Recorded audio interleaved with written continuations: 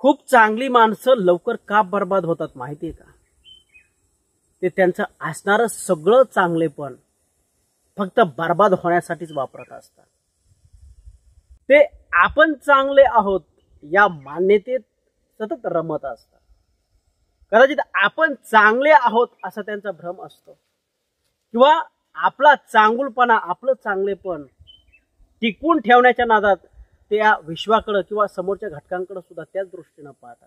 परिणामी तो चांगल्या माणसाचा झालेला घात असू शकतो, किंवा ते सतत चांगल्याचा ध्यास घेतल्यामुळे वाईट व्यक्ती त्यांना लक्षात येत नाही असंही असेल, किंवा ते त्यांचं असणारं जे काही सामर्थ्य आहे ते सगळं त्या वाईट गोष्टीसाठी जर वापरलं तर तुम्ही विचार करा, तो माणूस कितीही चांगला जरी असेल तरी त्याचं वापरलेलं सामर्थ्य जर ते वाईट गोष्टी जर वापरलेलं असेल तर तुम्ही कितीही चांगले असू द्या, एक वाईट गोष्ट तुमचं सगळं चांगले पण नष्ट केल्याशिवाय राहत